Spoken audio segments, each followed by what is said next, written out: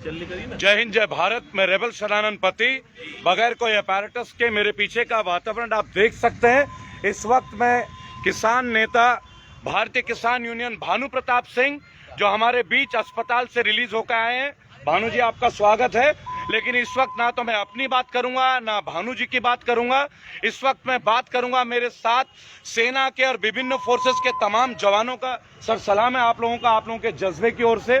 आज सेना दिवस है और इस उपलक्ष्य में हम सभी भारतीय मिल के देश के कोने कोने से अपने सेना के तमाम साथी जवान भाई और मेरे वरिष्ठ सभी का स्वागत करते हैं एवं नमन करते हैं।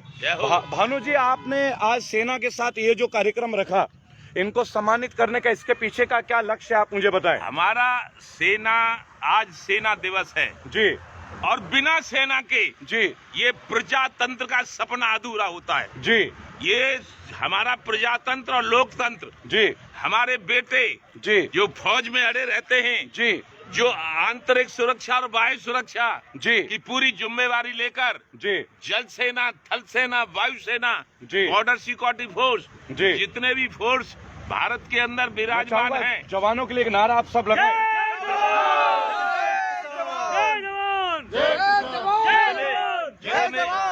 जितने भी फोर्स भारत में विराजमान होते हैं, जी, उन्हीं फोर्सों के बल पे जी प्रधानमंत्री और मुख्यमंत्री बनते हैं, जी, हवाई जहाजों में चलते हैं, जी, और ये किसानों के बेटे जी, भारत के नौनिहाल जी, जान तक की बाजी लगाकर जी, न अमेरिका को झांकने देते हैं, जी, न पाकिस्तान को, न न चीन को, जी, और मारते मारते फुस बना देते हैं, लेकिन देश को आजाद रखते थे। प्राणों की बलिदान दे देते हैं, प्राणों का बलिदान दे देते हैं, लेकिन देश को आजाद रखते हैं। दोस्तों, इसलिए इनका हम सम्मान करते हैं। भानु जी ने शब्द जो कहा है वो दिल के शब्द हम सभी के। और इस वक्त मेरा एक सवाल है, मैं इन साथियों से नहीं पूछूंगा क्योंकि ये ड्यूटी ऑफ ऑर्डर में होते हैं और ड्यूटी ऑफ ऑर्डर पे इनके लाइन ऑफ ऑर्डर एक्शन में कुछ भी टिप्पणी मीडिया के लिए वर्जित है। ये देश की व्यवस्था देखिए, 550 नेता मिलके मेरे लाखों जवान भाइयों की किस्मत को लिखते हैं। पता नहीं एक 5 साल में ये जो एमएलए एमपी है, ये ईमानदारी का ऐसा कौन सा खड्डा खोद देते हैं जो इनका इनकम टैक्स नहीं लगता, इनको पेंशन मिलती है। लेकिन मेरे साथ सीआईएसएफ के, सीआरपीएफ के, बॉर्डर सिक्योरिटी फोर्स के तमाम सेंट्रल फोर्सेस को पेंशन नहीं मिलने का कारण आज तक ये नेता जवाब नहीं देते। लेकिन एक बात मैं आज आपसे पूछना चाहूंगा, इस वीडियो के माध्यम से हम संसद में भी जा रहे हैं अतिशीघ्र और अमेरिका में भी हमारा अधिवेशन फरवरी में है। दोस्तों, मैं एक बात पूछना चाहूंगा आप सभी से कि नेताओं को सिक्योरिटी की क्या जरूरत है। ये हमारे वीर सैनिक जो बॉर्डर पे भी अपने जानों की बलिदान देते हैं, कुर्बानी देते हैं, हमारे बीच यहाँ भी देते हैं। आखिर ये नेता क्या भ्रष्ट है क्या जो इन्हें सिक्योरिटी की जरूरत है? नेता है भ्रष्ट ही होंगे भाई जब ये सिक्योरिटी जरूरत होती है। जबकि ये वीर सैनिक जो मेरे साथ आप देख सकते हैं, इनको सिक्योरिटी की जरूरत पड़ती है जब ये जाते हैं बॉर्डर पे। क्यों? ये हिमपात को सहन करते हैं, रेगिस्तान की तपती रेत को सहन करते हैं, बाढ़ की विभीषिका को करते हैं एनडीआरएफ की फौज। और ये जितने बटालियन है including RRF, rapid response force, जिनको मैंने परसों यहां देखा, जिनकी व्यवस्था देख के मुझे बहुत दुख हुआ कि सरकार की ओर से इन लोगों के लिए क्या बेरुखी है। वो घूमते हैं फॉर्च्यूनर में 45 लाख 50 लाख की गाड़ी में, ऐसा ही है ना दोस्तों।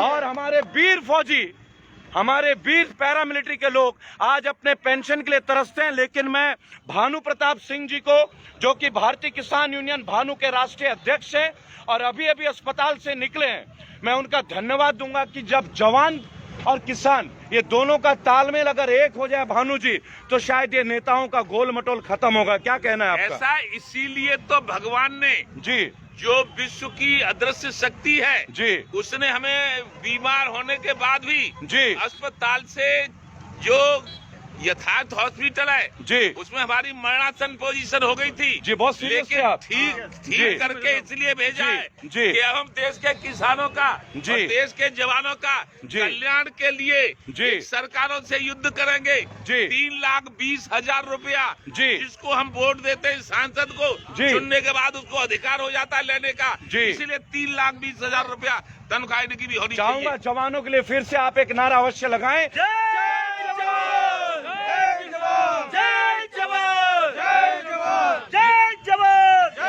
ये देश की कैसी विभीषिका है हमारे देश के महान राष्ट्र भारत में, जहां एक एक्स पैरामिलिट्री के व्यक्ति को अपनी नौकरी के लाले पड़ते हैं। और ये वो सरकार है जहां 5 साल में एक फीताशाही सफेद पोस्ट नेता जो है जीवन भर के लिए 2-2, 3-3 लाख रुपए का पेंशन अर्जित करता है, एयर टिकट फ्री में लेता है, अपने बच्चों के लिए भी आरक्षण ले लेता है तमाम संवैधानिक संस्थाओं में इंक्लूडिंग एजुकेशन। और ये लोग जो गर्मी में सर्दी में हमारे लिए अपने प्राणों की आहुति देते हैं, इन लोगों की कुर्बानी हमारे पार्लियामेंट और विशेष तौर पे मोदी जी के लिए जो हर दिवाली पे फौजियों के साथ बिताते हैं और ये कहते कि मैं फौजियों के साथ हूं। कहां है आपका ईमानदारी? आप अपनी पेंशन क्यों नहीं बंद करते? बताएं। ये सरकार का रुख नहीं बदला।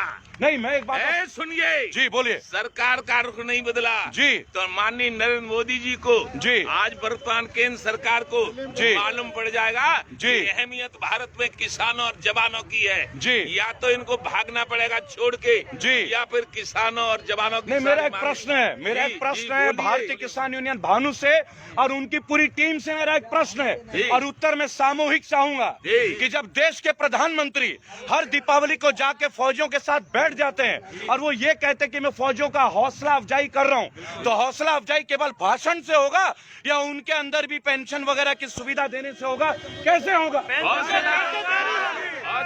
क्या कहना है? आज जो वर्तमान में उनकी तनख्वाह मिल रही है जी, मेरे हिसाब से मेरे कहने के अनुसार जी, मैं पढ़ा लिखा आदमी हूँ जी, मैं कोई कुपट किसान नेता नहीं हूँ जी, इसलिए आज से जो तनख्वाह वर्तमान में है जी, की फौज की, मिलिट्री की और पुलिस की जी, तनख्वाह दूनी होनी चाहिए जी।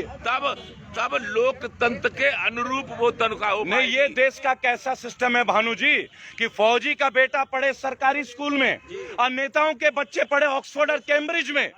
क्या ये देश का इंसाफ है? क्या ये इंसाफ नहीं है? ये इंसाफ नहीं है, ये लोकतंत्र गड़बड़ हो गया है जी। लोकतंत्र में धनतंत्र आ गया है जी। धनतंत्र में अडानी अंबानी की वैल्यू बढ़ गई है, ठेठ किसान और जवान की वैल्यू कम होती जा रही है, इसलिए बदलाव लाना होगा। इसीलिए तो हम 2 महीने होने को हैं, दिल्ली को चारों तरफ से घेरे पड़े हैं। दिल्ली में राक्षस प्रवृत्ति के लोग सत्ता में बैठ गए हैं, उनको सत्ता से हटाना होगा और दयालु प्रवृत्ति के जय जवान, जय जवान, जब दयालु प्रवृत्ति के लोग आएंगे तो इन किसानों पे, इन जवानों पे रहम करेंगे, क्योंकि दया धर्म का मूल है, पाप मूल अभिमान, तुलसी दयान छोड़िए जब लग घट में प्राण, तब इनकी तनख्वाह बढ़ेगी, इनको पेंशन मिलेगी। और जो गलत काम करने वाले होंगे, अनिल अंबानी, मुकेश अंबानी, अडानी, उनकी संपत्ति पर सील लगा दी जाएगी और सारा उनका पैसा तालियों से स्वागत होना चाहिए इस बात के लिए। देखिए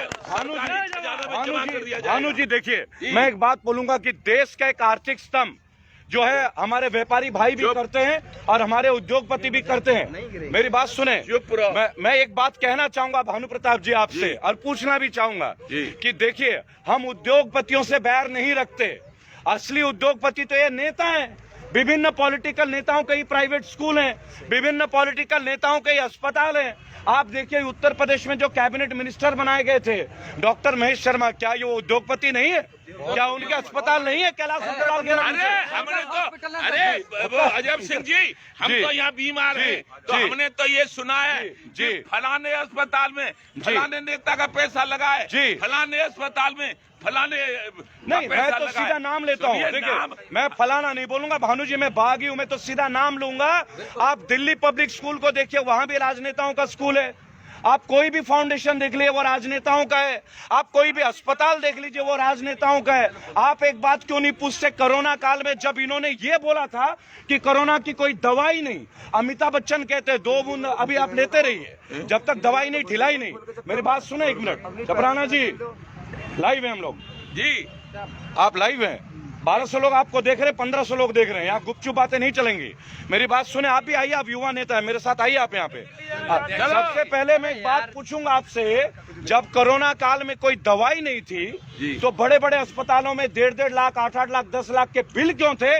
और ये अमिताभ बच्चन जिनको आप फोन पे सुनते कॉलर ट्यून में, ये अमिताभ बच्चन नानावती अस्पताल में क्यों एडमिट हुए थे? क्योंकि अमिताभ बच्चन खुद इसके एक पैरेलल मेंबर हैं इस अस्पताल की टीम में, और उन्हें राष्ट्रीय जो हमारी जो पार्टी है आज की डेट में जो बीजेपी जो कि केंद्र की सरकार है, कॉलर ट्यून भी अमिताभ बच्चन की लगाती है। लेकिन ये अमिताभ बच्चन सरकारी अस्पताल में नहीं जाते, सरकारी अस्पताल में फौजी भाई जवान भाई, किसान भाई और हमारे आपके बच्चे जाते हैं, क्या ये गलत नहीं है? गलत, क्या ये गलत नहीं है? गलत है।